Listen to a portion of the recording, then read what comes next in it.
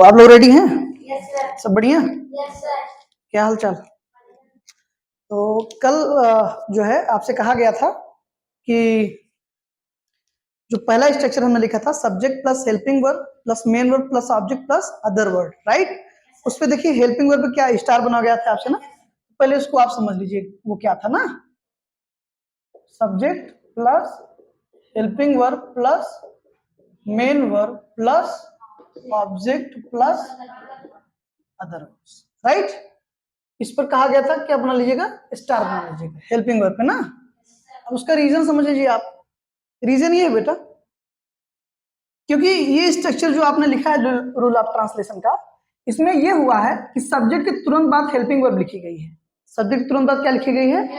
Helping verb लिखी गई है। तो लेकिन अब ये ध्यान ये देना कि दो टेंस ऐसे हैं। अब ये जो है स्ट्रक्चर वो आपका, अगर आप टाइप की बात करेंगे तो सेंटेंस असर्टिव होगा और फॉर्म की बात करेंगे तो पॉजिटिव, राइट? मतलब असर्टिव का पॉजिटिव के लिए है ये।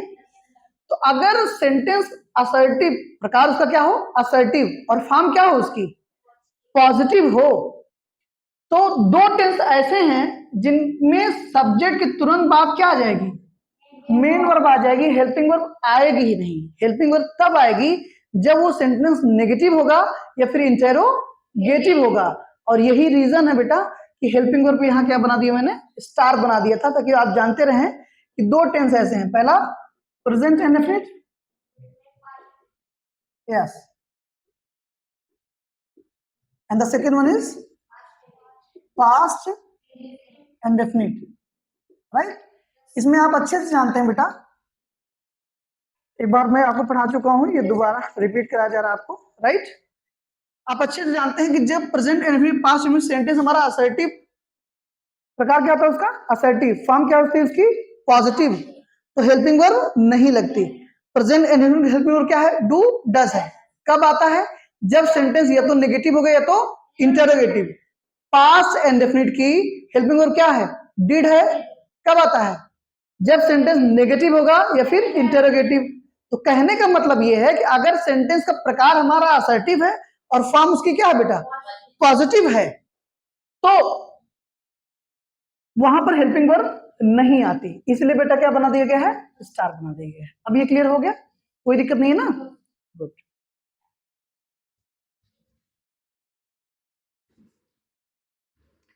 अब आज का हमारा आपका टॉपिक है बेटा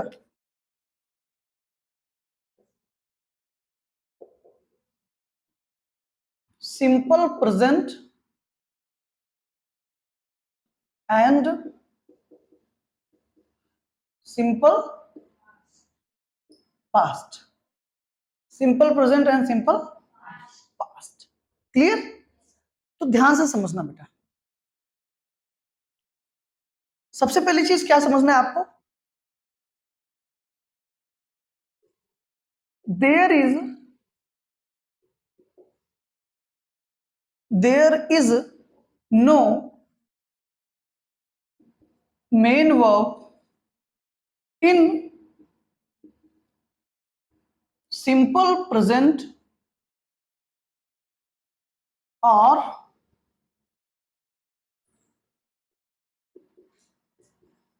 सिंपल पास्ट, ठीक बेटा ना?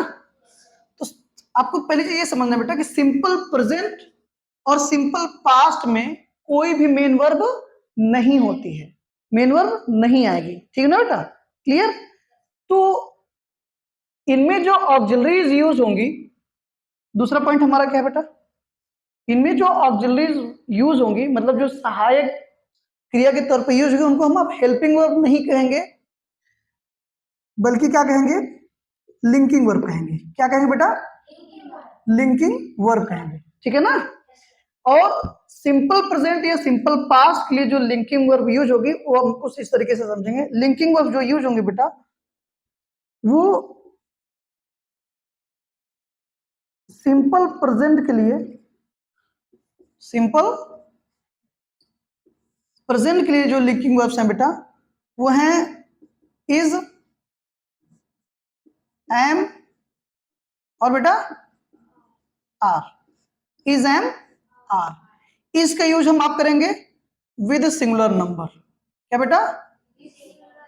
With singular number. अगर हमारा सब्जेक्ट क्या है बेटा? सिंगुलर नंबर है, राइट? अब number, gender, person, case, right, sentence, ये सारी चीजें आपको पता है, ऑलरेडी पढ़ा दी गई हैं। ऑनलाइन जो बच्चे देख रहे हैं मुझे वो भी बता दो बेटा, सारे वीडियोस पड़े हुए हैं, प्लेलिस्ट में जाके आप चेक कर लीजिए, ठीक है? आपको बेहतर समझ में आएगा। तो सिंपल प्रेजेंट में जो लिंकिंग वर्ब यूज करेंगे हम आप बेटा, लिंकिंग वर्ब क्यों कहेंगे? क्योंकि आपको अच्छे से पता है बेटा, जब लिंकिंग वर्ब आपको पढ़ाया जा रहा था तो वहां पे आपको बताया गया था कि बी फॉर्म जो होती है, बी फॉर्म मतलब इज, एम, आर, वाज, वर, ये लिंकिंग वर्ब भी बनती है और हेल्पिंग वर्ब भी बनती है। हेल्पिंग वर्ब कब बनेगी? जब इनके बाद कोई मेन वर्ब आ जाएगी, तब ये हेल्पिंग वर्ब बन जाएंगी। और इनके बाद मेन वर्ब नहीं आएगी, बल्कि कोई नाउन, एडजेक्टिव, एडवर्ब या प्रीपोजिशनल फ्रेज ये सब आ जाएगा, तब ये क्या बन जाती है बेटा? Linking verb.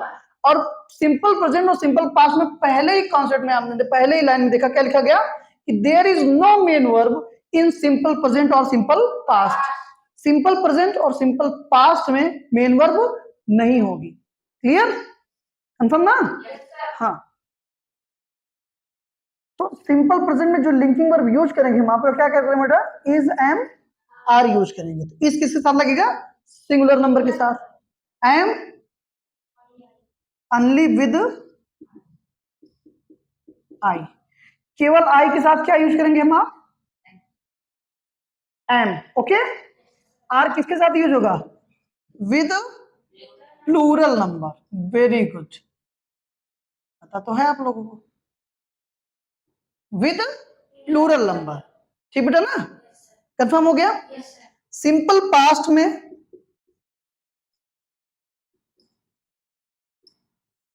we have two options. The first one is was and the second one is were. was आएगा किसके साथ बेटा? सिंगुलर नंबर के साथ एंड आई के साथ। मतलब अगर सब्जेक्ट हमारा सिंगुलर है या फिर आई है तो हम क्या लगाएंगे? was लगाएंगे। और वर किसके साथ लगता है बेटा? प्लूरल के साथ, प्लूरल नंबर के साथ। अगर सब्जेक्ट हमारा क्या है? प्लूरल है, हम क्या लगाएंगे? वर लगाएंगे। कंफर्म? कोई दिक्कत? इसके अब आगे देखते हैं कि इनके बाद चीजें आएंगी क्या, क्योंकि मेन वर्ब तो आएगी नहीं, तो फिर क्या क्या हमको मिल सकता है। एक चीज क्लियर हो रही है ना? Very good. Step by step देखते हैं, ठीक है ना?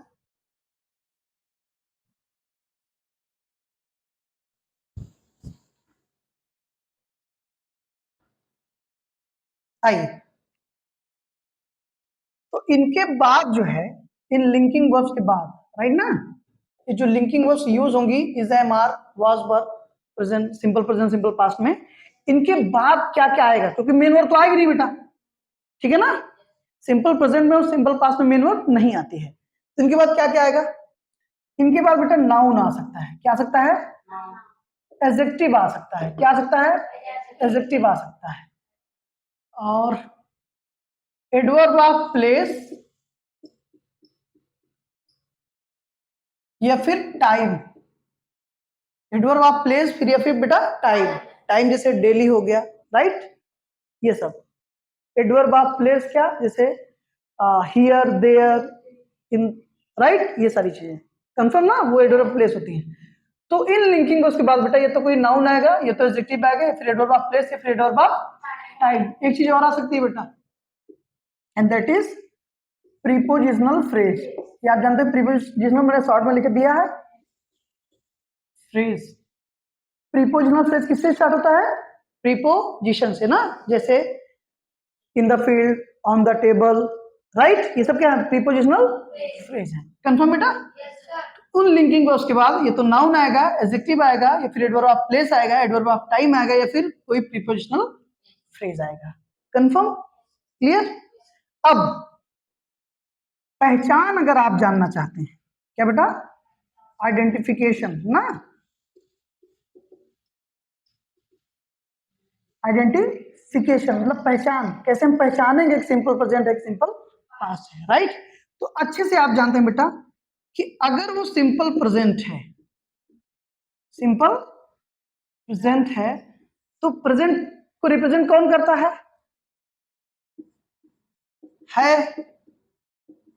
हैं, हूं, हो, राइट। मतलब किसी नाउन के बाद, किसी एडजेक्टिव के बाद क्या लगा होगा सिंपल प्रेजेंट में? हैं, हु, हो, ये सब लगा रहेगा। तो समझ लो क्या बेटा, सिंपल प्रेजेंट है। अगर वो सिंपल पास्ट होगा क्या लगा होगा? बोलो बेटा। यस, हिंदी में क्या लगा होगा? था, थी, थे। क्योंकि था, थी, थे किसको प्रेजेंट करता है, रिप्रेजेंट करता है? पास्ट को। तो हिंदी में क्या लगा होगा बेटा? था, थी, थे। कंफर्म? कोई दिक्कत? इतना क्लियर है ना? गुड।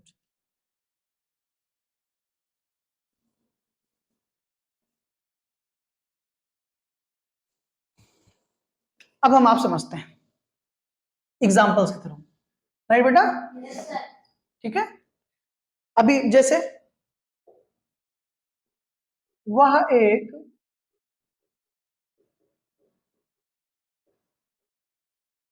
किसान है, वह एक किसान है। क्लियर?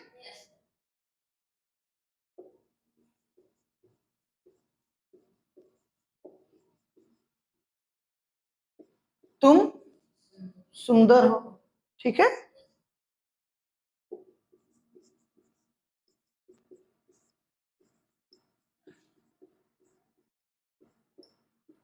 सरला वहां थी, राइट बेटा? नेक्स्ट,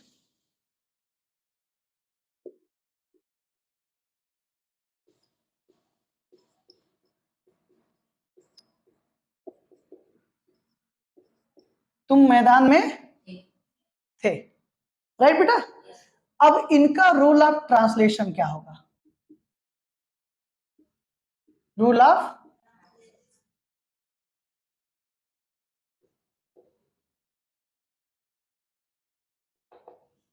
बेटा इनका रूल ऑफ ट्रांसलेशन क्या होगा ये समझ लीजिए आप।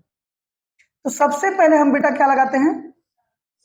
सब्जेक्ट लगाते हैं। चूंकि देखो बेटा, एक मैं आपको बता देता हूँ, बाकी रूल ऑफ ट्रांसलेशन 6 के 6 लिखवाए गए हैं ना, उन्हीं के अकॉर्डिंग आप कर लेंगे। क्योंकि नेगेटिव बनेगा तब क्या रूल लगेगा असर्टिव का, वो आपको पता है, सब्जेक्ट प्लस हेल्पिंग वर्ब। अब वहां पर हेल्पिंग वर्ब की जगह हमको क्या समझना है? सिंपल और सिंपल प्रेजेंट, सिंपल पास्ट पढ़ते समय लिंकिंग वर्ब समझ लेना है। मेन वर्ब आएगी नहीं, रिमूव कर दीजिए। मेन वर्ब नहीं होगा, ऑब्जेक्ट होगा। ऑब्जेक्ट होगा ही नहीं, मेन वर्ब नहीं है तो ऑब्जेक्ट भी नहीं होगा, क्योंकि ऑब्जेक्ट की डिपेंडेंसी किस पे होती है? मेन वर्ब पर होती है। तो मेन वर्ब और ऑब्जेक्ट हट गया। हेल्पिंग वर्ब जगह हम क्या समझेंगे? लिंकिंग वर्ब समझेंगे। तो क्या हो गया? सब्जेक्ट प्लस लिंकिंग वर्ब, ठीक है। अब इसको समझ लो, एक समझ लो, subject plus linking verb plus कोई नाउन हो सकता है, या फिर बेटा एडजेक्टिव हो सकता है, या फिर एडवर्ब ऑफ प्लेस, या फिर टाइम, या फिर कोई बेटा प्रीपोजिशनल फ्रेज आएगा। समझ गए ना बेटा? यही आपका रूल ऑफ ट्रांसलेशन होगा, सिंपल प्रेजेंट और सिंपल पास्ट दोनों के लिए, ठीक ना? अब लिंकिंग वर्ब जो है सिंपल प्रेजेंट और सिंपल पास्ट में क्या लगता है अभी आपको बता दिया गया, ठीक है। अब आइए देखते हैं। है लगा हुआ है, हो लगा हुआ है, तो कहने का मतलब क्या बेटा? सिंपल प्रेजेंट है। क्लियर? सब्जेक्ट क्या है? वह। अंग्रेजी क्या होगी इसकी? ही। अब सिंगुलर नंबर है ना, तो सिंपल प्रेजेंट में सिंगुलर के साथ क्या लगाते हैं? Very good. तो सब्जेक्ट हमने दिया, अब क्या लिखेंगे? Linking verb. तो लिंकिंग वर्ब सिंगुलर के लिए सिंपल प्रेजेंट की क्या है? इज है, राइट। अब फिर किसान, किसान मतलब बेटा फार्मर, किसान मतलब फार्मर, नाउन है, नाउन आ गया ना, हो सकता है, राइट। अब लेकिन एक चीज जानते बेटा, एक लिखा गया, एक की अंग्रेजी क्या होगी? ए होगी। तो ही इज अ फार्मर, बन गया, कोई दिक्कत? क्लियर? और वैसे भी जान लो बेटा, अगर कोई चीज इंग्लिश में सिंगुलर नंबर में है या काउंटेबल है, काउंटेबल है और सिंगुलर है, मतलब फार्मर यहाँ काउंटेबल नाउन है ना, गिन सकते हैं, दैट वी काउंट, राइट। और सिंगुलर नंबर में है तो इंग्लिश लैंग्वेज में बेटा अगर कोई चीज काउंटेबल है सॉरी सिंगुलर नंबर में है, तो उसके लिए हमको डेफिनेट आर्टिकल का यूज करना पड़ता है ना, ए एन का यूज हमको करना पड़ता है। कंफर्म? तो ही इज अ फार्मर। अब तुम सुंदर हो। आइडेंटिफिकेशन क्या है, देखो हो लगा है, इसका मतलब सिंपल प्रेजेंट है। तो अब देखो बेटा, नहीं वगैरह कुछ नहीं लगा है ना, इसका मतलब ये असर्टिव का पॉजिटिव है। टाइप ऑफ द सेंटेंस क्या है, असर्टिव है। फॉर्म ऑफ द सेंटेंस क्या है बेटा, पॉजिटिव, राइट। अब ये दोस्तों टाइप क्या है, फॉर्म क्या है, ये आप सेंटेंस वाली वीडियो में प्लीज जाके चेक करिए, उसको जरूर देखिए, तब ये समझ में आएगा, आपको प्लेलिस्ट में मिल जाएगी, राइट। आप तो जानते ही हैं। तो तुम सुंदर हो, सब्जेक्ट लिखेंगे हम आप। अब यूज सिंगुलर प्लूरल दोनों होता है, लेकिन अब आप अच्छे से जानते हैं कि जनरली ये प्लूरल ही कंसीडर किया जाता है, राइट। या फिर ऐसे समझ लीजिए कि यू के साथ हम, अब देखो इस में यस ये इस लगा कि नहीं, सिंगुलर प्लूरल दोनों कंसीडर होता है, राइट। इज में यस लगा है, यस या यस लगने के जो इंग्लिश लैंग्वेज में बेटा फार्मूला है प्रेजेंट में, लेकिन ये चीज लागू सिर्फ प्रेजेंट में होगी, कब होगी, सिर्फ प्रेजेंट में, राइट। यस या यस किसी भी वर्ब में लगी है, या इसमें यस लगा है ना बेटा, वाज में लगा है ना, ठीक है। लेकिन अब ध्यान देना, वाज पास्ट हो गया, मैं यस या यस की बात करूं कब, सिर्फ प्रेजेंट की। ये फार्मूला सिर्फ किसमें काम करेगा, ये सिर्फ प्रेजेंट का है। तो उसका एक तरीका होता है बेटा, प्रेजेंट में किसी भी वर्ब में यस यस तभी लगता है जब पर्सन थर्ड हो, जब कोई सब्जेक्ट क्या हो बेटा, थर्ड पर्सन हो, और नंबर क्या हो उसका, सिंगुलर, तभी यस वर्ब में यस यस लगेगा, अदरवाइज नहीं लगेगा। तो ये बताए यू थर्ड पर्सन है, कौन सा है, वेरी गुड, सेकंड पर्सन है, तो इसके साथ इज नहीं आएगा बेटा। अब सिंपल प्रेजेंट में हमारे पास तीन ही ऑप्शन है, इज आएगा नहीं क्योंकि ये थर्ड पर्सन सिंगुलर नंबर नहीं है, ही थर्ड पर्सन सिंगुलर नंबर है, इसलिए इज लगा, कंफर्म। अब आई एम आ नहीं सकता क्योंकि वो सिर्फ आई के साथ लगता है, तो क्या बचा, आर। तो सेकेंड पर्सन के साथ सिंपल प्रेजेंट में हम क्या यूज करते हैं, आर यूज करते हैं। तो लिंकिंग वर्ब क्या यूज करेंगे हम, आर, कंफर्म। अब सुंदर, अब बेटा हैंडसम और ब्यूटीफुल दो वर्ड हमारे पास, फीमेल के लिए ब्यूटीफुल लगेगा, हैंडसम किसके लिए लगेगा, मेल के लिए, बॉय के लिए, राइट। तो यहाँ पे अब चूंकि जेंडर क्लियर नहीं है, तो आप चाहे हैंडसम लिख दें या फिर ब्यूटीफुल लिख दें, दोनों सही हो जाएगा। चाहे यू आर ब्यूटीफुल कह दो और चाहे यू आर हैंडसम कह दो। हैंडसम कहोगे मतलब वो मेल पर्सन है, ब्यूटीफुल कहोगे तो वो क्या होगी, फीमेल होगी, क्लियर, ओके। अब देखिए यहाँ पे थी आ गया, सिंपल प्रेजेंट या simple past, very good, simple past. था थी थे सिंपल पास्ट का आइडेंटिफिकेशन होता है, राइट। तो सब्जेक्ट क्या हमारे पास, सरला, तो सबसे पहले क्या लिखेंगे, सब्जेक्ट लिख लीजिए, सरला। सिंगुलर नंबर है, क्या लगाइएगा, सिंपल पास्ट में दो ऑप्शन है हमारे पास, वाज और वर है, सिंगुलर के साथ क्या लगेगा, वाज लगेगा, ठीक है। वहां, वहां क्या है बेटा, एडवर्ब ऑफ प्लेस है, क्लियर। देखो बेटा नाउन आ गया पहले में ना, एडजेक्टिव आ गया दूसरे सेंटेंस में, तीसरे सेंटेंस में क्या है, देयर, एडवर्ब ऑफ प्लेस, आगे नहीं, क्लियर। तुम मैदान में थे, साथी थे, सिंपल पास्ट, सब्जेक्ट क्या, लिंकिंग और क्या लगेगी, वाज वर, सब्जेक्ट सबसे पहले लिखेंगे, सब्जेक्ट क्या लिखोगे, यू, क्या लगेगा, यू के साथ वर लगेगा, राइट, क्योंकि आपको अच्छे से बताया ना, यू के साथ क्या लगता है, वर लगता है। सिंगुलर और आई के साथ, अगर सब्जेक्ट सिंगुलर है, सिंगुलर मतलब सिंगुलर तो बेटा यू भी है, लेकिन सिंगुलर प्लूरल दोनों कंसीडर होता है, क्या कंसीडर होता है, दोनों। लेकिन यू के साथ हम पास्ट में वॉज नहीं लगाते हैं, ये दिलो दिमाग में खूब अच्छे से बैठा लीजिए, यू के साथ हम वॉज नहीं यूज करते, क्या यूज करते हैं, वर यूज करते हैं, क्लियर। तो लिंकिंग के तौर पे हम क्या लगा देंगे बेटा, वर लगा देंगे, कंफर्म। कहां थे, मैदान में, मतलब in the field, in the field, right बेटा। गार्डन बेटा बगीचे में होता है, ठीक है, आयुष बहुत मारेंगे। You were in the field, तुम मैदान में थे, इन द फील्ड, देखो एक प्रीपोजिशनल फ्रेज है कि नहीं, प्रीपोजिशन से स्टार्ट हुआ प्लस उसका ऑब्जेक्ट, प्रीपोजिशन फ्रेज मतलब क्या होता है, प्रीपोजिशन प्लस उसका ऑब्जेक्ट, इन प्रीपोजिशन है, द फील्ड उसका ऑब्जेक्ट है, दोनों क्या बना रहे हैं, प्रीपोजिशनल फ्रेज बना रहे हैं, तो यहाँ पर प्रीपोजिशनल फ्रेज आ गया बेटा। कंफर्म, कोई डाउट इसमें? सिंपल प्रेजेंट क्लियर है, सिंपल पास्ट क्लियर है, ठीक है। अब एक क्वेश्चन आपके दिमाग में आ रहा होगा, सर सिंपल प्रेजेंट हो गया, सिंपल पास्ट हो गया, सिंपल फ्यूचर भी होता होगा ना? तो जान लो सिंपल फ्यूचर बेटा नहीं होता है। There is no simple future in English language because we can't even make a single sentence without main verb of the future tense, right? बेटा फ्यूचर का ना कोई भी सेंटेंस आप बिना मेन वर्ब के नहीं बना पाओगे, इसीलिए सिंपल प्रेजेंट होता है, सिंपल पास्ट होता है, लेकिन सिंपल फ्यूचर नहीं होता, राइट? जैसे प्रेजेंट में हमने कह दिया वह एक किसान है, पास्ट में कह दिया वह एक किसान था, कोई मेन वर्ब नहीं आई, कोई एक्शन नहीं हुआ, राइट?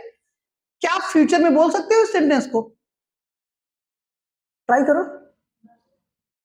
देखो बहुत प्रयास करोगे बेटा तो आप कहोगे कि वह एक किसान होगा, वह एक किसान होगा, कहने का मतलब he will be a farmer, यही करोगे बेटा। तो विल एक मॉडल ऑक्सिलरी है, उसके बाद जो ये बी ई लगा रहे हो इसका मतलब होना होता है, और ये मेन वर्ब है, क्या है ये? मेन वर्ब है। तो फ्यूचर का बेटा कोई भी सेंटेंस बिना मेन वर्ब के नहीं बना सकते हम, इसीलिए सिंपल प्रेजेंट होता है, सिंपल पास्ट होता है, लेकिन सिंपल फ्यूचर नहीं होता। कंफर्म? कोई दिक्कत? अब इसका नेगेटिव बनाना होगा तो कुछ नहीं करना है, बस इसी लिंकिंग वर्ब के बाद क्या लगा देंगे हम? नॉट लगा देंगे, तो क्या हो जाएगा? He is not a farmer. Confirm? अब इंटेरोगेटिव बनाना होगा तो हमारे पास दो प्रकार हैं बेटा, एस नो टाइप और डब्ल्यू एस टाइप। अब सेंटेंस क्या है बेटा आप अच्छे से जानते हो, पढ़ा भी दिया गया है, ऑनलाइन भी बच्चे प्लेलिस्ट में जाकर चेक करें, राइट? वहां पर सेंटेंस होगा, इंटेरोगेटिव सेंटेंस आप पढ़ें कि कैसे सेंटेंस फ्रेम किया जाता है, राइट? तो इंटेरोगेटिव में पहला अगर हम एस नो टाइप बनाएंगे तो आप अच्छे से जानते हो हेल्पिंग वर्ब पहले आ जाती है, तो यहाँ पर हेल्पिंग वर्ब नहीं बल्कि लिंकिंग वर्ब है, वो सब्जेक्ट के पहले आ जाएगी एस नो टाइप में, तो क्या आ जाएगा? Is he a farmer, last में question mark. Yes no type negative बनाएंगे तो अच्छे से जानते हो ना, जब सेंटेंस सिर्फ नेगेटिव होता है, मतलब असर्टिव का नेगेटिव होता है, तो नॉट हम लिंकिंग या हेल्पिंग वर्ब के बाद लगाते हैं, लेकिन वही सेंटेंस जब इंटेरोगेटिव प्लस नेगेटिव होता है तो नॉट हमेशा सब्जेक्ट के बाद लगेगा, याद रखना। क्यों? क्योंकि इंटेरोगेटिव जो सेंटेंस बनता है बेटा, तो हेल्पिंग वर्ब या फिर लिंकिंग वर्ब जो सेंटेंस में ऑक्सिलरी यूज हुई है वो सब्जेक्ट के पहले प्लेस कर दी जाती है। कंफर्म? अब इसलिए सब नॉट कहां आता है? सब्जेक्ट के बाद आता है। क्लियर? तो अगर इस नो टाइप का नेगेटिव आप बनाएंगे तो क्या हो जाएगा? Is he not a farmer. Confirm? Interrogative का दूसरा प्रकार क्या बेटा? W S type. उसमें क्या होता है कि क्वेश्चन वर्ड कोई भी क्या कब कौन कहां से वाक्य के बीच में आते हैं, हिंदी में, इंग्लिश में स्टार्टिंग में आते हैं, तो किससे बनाया? वाई से बना ले, आप किसी से बना सकते हैं, वाई से, व्हाट से, व्हेन से, वेयर से, किसी भी बनाओ। एक एग्जांपल के तौर पर वाई ले लें हम, राइट? तो सबसे पहले क्वेश्चन वर्ड लिखते हैं ना, तो क्या लिखेंगे? Why is he a farmer. अब इसका नेगेटिव बनाना है तो कुछ नहीं करना है, एकदम सिंपल है। जब सेंटेंस कभी भी इंटेरोगेटिव प्लस नेगेटिव हो, चाहे वो एस नो टाइप का हो चाहे वो डब्ल्यू एस टाइप का हो, हमेशा सब्जेक्ट के बाद नॉट लगेगा, that's it. Clear?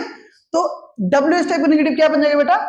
Why is he not a farmer. Confirm? 6 के 6 हो गए, हो जाएगा, कोई दिक्कत?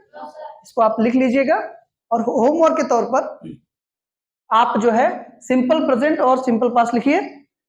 सिंपल प्रेजेंट और सिंपल पास्ट का पूरा कॉन्सेप्ट आप चेक कराएंगे ही डेली। होमवर्क के तौर पर लिखिए आप सिंपल प्रेजेंट सिंपल पास्ट के 5 सेंटेंस 6 के 6 करने हैं आपको, राइट? मतलब असर्टिव से लेकर इंटेरोगेटिव तक, मतलब जिसमें असर्टिव का पॉजिटिव नेगेटिव, फिर इंटेरोगेटिव में एस नो टाइप का पॉजिटिव नेगेटिव और डब्ल्यू एस टाइप का पॉजिटिव नेगेटिव। तो एक सेंटेंस लिखेंगे हिंदी में, उसका इंग्लिश में क्या बनाएंगे? 6 तरीके से ट्रांसलेट करेंगे, जो कल आपको सिखाया गया। ठीक हो जाएगा? Very good. और सिंपल पास्ट में भी सेम चीज करना है। तो सिंपल प्रेजेंट में 30 सेंटेंसेस हो गए, और सिंपल पास्ट में कितने हो गए? 30 सेंटेंस। टोटल कितने होंगे? 60 सेंटेंसेस कल आपको दिखाने हैं होमवर्क के तौर पर। क्लियर? बाकी इसके आगे कल हम आप देखेंगे अगला टेंस, अगला टेंस का मतलब ये एक्चुअली एक चीज और बेटा क्लियर कर लो। बेसिकली ये जो सिंपल प्रेजेंट है बेटा ना, ये एक सब डिवीजन प्रेजेंट इंडेफिनिट का ही है, समझ लेना खूब अच्छे से। ये प्रेजेंट इंडेफिनिट में ही आता है और ये नॉन एक्शन में आता है। किसमें आता है? नॉन एक्शन में। ठीक है, जो सिंपल पास्ट आपने देखा वो सब डिवीजन किसका है? पास्ट इंडेफिनिट का है। किसका है? पास्ट इंडेफिनिट का है। क्लियर? तो बट ये दोनों बेटा सिंपल प्रेजेंट सिंपल पास्ट किस कैटेगरी वाले हैं? नॉन एक्शंस वाले। इसमें कोई एक्शन नहीं होगा, इसलिए देखो मेन वर्ब नहीं आई। तो कल हम आप प्रेजेंट इंडेफिनिट कि देखेंगे जो एक्शंस वाले सेंटेंस है जिसमें एक्शन होगी, जिसमें मेन वर्ब आएगी, ऐसा। राइट, ये जानते रहिएगा सिंपल प्रेजेंट सिंपल पास्ट किसके सब डिवीजन है? प्रेजेंट इंडेफिनिट और पास्ट इंडेफिनिट के ही ये नॉन एक्शंस में आते हैं। कोई दिक्कत यहां तक? ठीक है, चलिए thank you so much for this class. हम आप कल मिलते हैं। ठीक है, चलो बहुत बढ़िया, गुड।